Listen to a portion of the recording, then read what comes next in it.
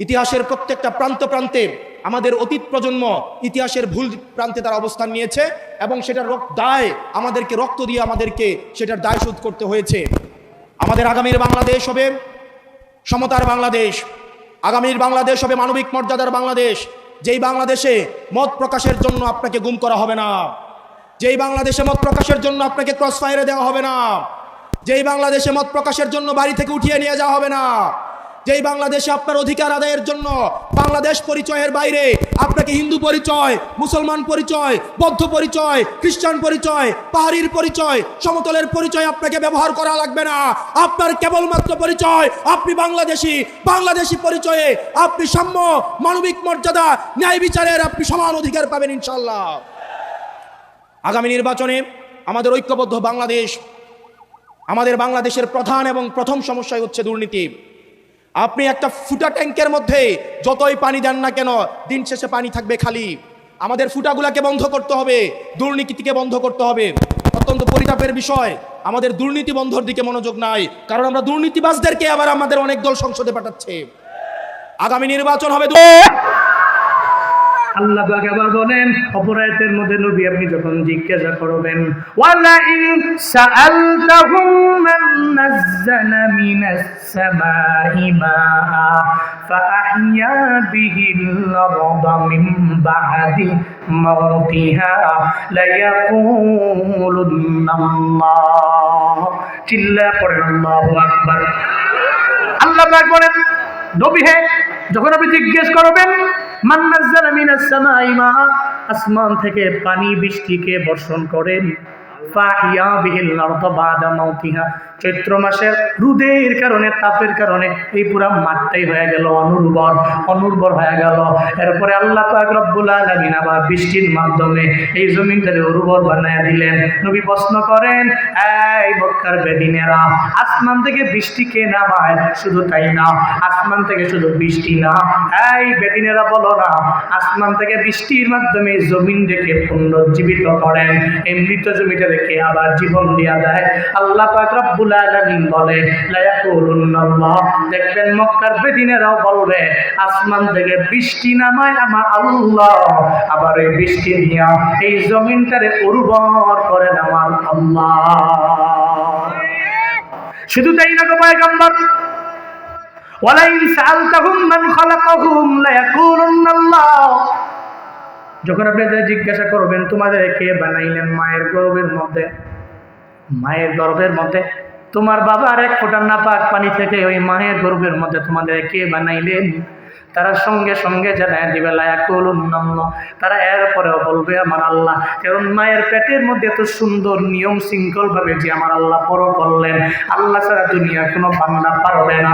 এই পৃথিবীতে বিজ্ঞানীরা বহু চেষ্টা করলো এটা মানুষ বানানোর জন্য, এরা পারে নাই, জীবনেও কেউ পারে নাই, এখনো পারে না, ভবিষ্যতেও পারবে না। কারণ আমাদের খালিক তো আমার আল্লাহ। কে? আল্লাহ পাক খালিক। মদিনার নবীরে বললেন, নবী হে, আপনি জিজ্ঞেস করবেন মান খালাকাহুম, তাদেরকে কে সৃষ্টি করলেন, তাদেরকে বানাইলেন, এরা বলবে লায়াকুলুন্নাল্লাহ, এরা সঙ্গে সঙ্গে জানায় দিবে আমার আল্লাহ, আল্লাহ ছাড়া কেউ আমাদের বানাইতে পারে না। গুটি কয়েক নাস্তিক আছে, এরা বলে আল্লাহ টাল্লাহ মানি না, নবী রাসূল মানি না, কোনো ধর্মও মানি না। দেখবেন নাস্তিকেরা বলে কেউ আমাদের বানায় নাই, আমরা প্রকৃতি থেকে হয়ে গেলাম। ইমাম মালিক রাহমাতুল্লাহ আলাইহি জগৎ বিখ্যাত একজন ইমামের নাম সমস্ত আইম্মাদের মধ্যকার একজন ইমাম, ইমাম আবু হানিফা, ইমাম শাফিঈ, ইমাম আহমদ ইবনে হাম্বল, ইমাম মালিকের দরবারে বাশারুন রশিদ যায়, আর বলে ইমাম সাহেব বারবার বলেন আল্লাহ আছেন, আল্লাহর ছাড়া আপনি কিছুই বুঝেন না, আল্লাহর কথা আপনি বারবার বলেন, আপনি বলেন না জীবনে কোনোদিন আপনি আল্লাহরে দেখছেননি। ইমাম মালিক বলে ও বাদশাহ, জীবনেও কোনোদিন আমি আল্লাহরে দেখি নাই, তবে আল্লাহরে চিনলাম কেমনে জানুনি? আমি আল্লাহরে চিনতে যে মানুষের দিকে তাকাইলাম। কিসের দিকে? আমি মানুষের দিকে তাকাইলাম। আপনার বাবা আপনার মার মাধ্যমে দুনিয়া আসলেন, আপনার বাবার ফিঙ্গারের সাথে আপনার ফিঙ্গারের মিল আছে, আছে নাকি? আপনার বাবার ফিঙ্গারপ্রিন্টের সাথে আপনার ফিঙ্গারপ্রিন্টের মিল নাই, জীবনেও নাই, জীবনেও নাই। আপনি আপনার বাবার পাসপোর্টের মাধ্যমে বাইরে যেতে পারবেন না, আপনার বাপ মায়ের পাসপোর্টের মাধ্যমে বাইরে যেতে পারবেন না। আমার মুরব্বী বাবাই বুঝে নাই, কয় আছে, মূলত উনি বাহিরে যায় নাই, বুঝে নাই। ইয়াংরা সবাই বুঝে ফেললাম, তোমার বাবার ফিঙ্গারপ্রিন্ট দিয়ে তুমি মালয়েশিয়ার ইমিগ্রেশন পাস করতে পারবা না, বাংলাদেশের ইমিগ্রেশনও তো খাওয়াই নাই। এমনি তো পুলিশেরা তো এমনিতেই কিছু আছে ঘুষখোর, আবার যখন দেখবে তোমার ফিঙ্গারপ্রিন্ট নাই, অফ লোডে বাড়ি চলে যাও, ঠিক কিনা? এমনিতে এরা ঘুষ খেয়ে মাথা নষ্ট। এমন কিছু পুলিশ আছে, ওই যে 16 বছরের ঘ্রাণটা, সেন্টের ঘ্রাণটা এখনো শরীরে আছে। এত অমানুষ, মানে এর ভিতরে মনুষ্যত্ব বোধ নাই। ও দেখতে মানুষ কিন্তু অমানুষে ভরা, এমন এখনো আছে, এখনো আছে। আমি কালকে দেখছি একজন আলেম, উনি মসজিদ থেকে বের হয়েছে, ইমামতি করে উনি মসজিদে বের হয়েছে। তো ওদের যে ওই ধানমন্ডির 32 নম্বরের বাড়ি ভাঙতে গেছে না পোলাবান ইয়াংরা, ওই সময় যাওয়ার সময় পুলিশ তো ধাওয়া পাল্টা দেওয়া করেছে এদেরকে। একজন আলেম, উনি মসজিদে ইমামতি করে মোবাইল হাতের মধ্যে নিয়ে বের হয়েছে বাসায় যাবে, এক পুলিশ যায় আরে এমন পীড়ন শুরু করছে। উনি আলেম, হুজুর মারতাছে, উনি কয় আমার তো কোনো অপরাধ নাই। কি সমস্ত বিশ্রী ভাষায় গালিগালাজ ফেরা এর তারাই দিচ্ছে। তো হুজুরে কয়, একটু দূরে গিয়া সাংবাদিকে জিজ্ঞেস করছে আপনারা ধাওয়া পাল্টা তো কেন দিল? আমি যাই নাই, আমি মসজিদ থেকে নামাজ পড়ে বের হয়েছি, ওরা আমার লাঠি দিয়ে তাড়ায় দিয়েছে। তো সে বলতেছে এখনো ফেসিড সরকারের কিছু পা চাটা গোলাম, কিছু কুকুর এখনো বাকি আছে, এদেরও বিচারের কাঠগড়ায় দাঁড় করাতে হবে, ঠিক কিনা? এদেরকে যদি ছাঁটাই করা না যায় তাহলে এই দেশকে ডেভেলপ করা ইম্পসিবল। এর মানে বোঝা গেল আপনার বাবার ফিঙ্গারপ্রিন্টের মাধ্যমে আপনি যেতে পারবেন না বাহিরে, একেবারে ইম্পসিবল, অসম্ভব, পারবেন না। এর মানে আপনার বাবার ফিঙ্গারপ্রিন্টের সাথে আপনার ফিঙ্গারপ্রিন্টের মিল নাই। আপনার বাবার যে আই সাইন, ওই আই সাইনের সাথে আপনার কোনো মিল নাই। আপনি চোখ দিয়ে যে বাড়ি মারেন, ওটা আপনার বাবার সাথেও মিল নাই। এর মানে কি বোঝা গেল?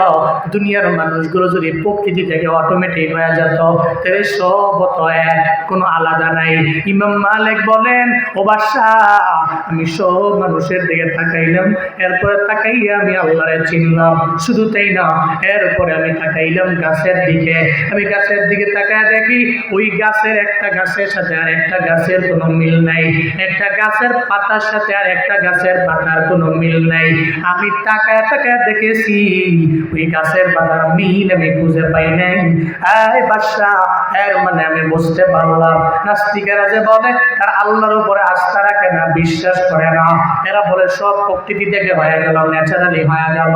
আমি এটা বুঝতে পেরেছি এই জগৎ এমনি এমনি হয় নাই, এই মানুষের কেউ বানায় নাই, দুনিয়ার কেউ বানায় নাই, এরা প্রকৃতিতে কেউ হয় নাই, এদেরকে একজন বানাইছে, চিল্লা বলেন তার নাম। আচ্ছা মানুষ বলো দেখি, রাত্র কেন কালো, সূর্য বলো কোথা হতে পাইল এত আলো, ফুলগুলো নানান রকম কেমন করে হয়, পাতাগুলো সবুজ বটে ফুলের মতন নয়, দুধ কেন এত সাদা, মরিচ কেন ঝাল, আমগুলো পাকলে বলো কেমনে হয় তালা, ঠিক কিনা? আবার পশু পাখি কয় না কথা, মানুষ কেন কয়, বলো বলো ওহে মানব এসবে কেমন করে হয়, ভাবি সবই এসব মহান প্রভুর দান, নত শিরি সিজদা করো হে মুসলমান, ঠিক কিনা? ডিমগুলো একই রকম, পার্থক্য নয় মোটে, তবে সাদা কালো বাচ্চাগুলো কেমন করে ফোটে, আমরা সবাই বাস করি পৃথিবীরই অঙ্গে, হাতের লেখা মুখের চেহারা মিলে না কারোর সঙ্গে। আর মিলে না কলমের সই বুড়ি আঙুলের টিপ, প্রমাণ হলো মহান আল্লাহ আছেন একজন ঠিক। हकीकत से तो दुनिया बेखबर है दुनिया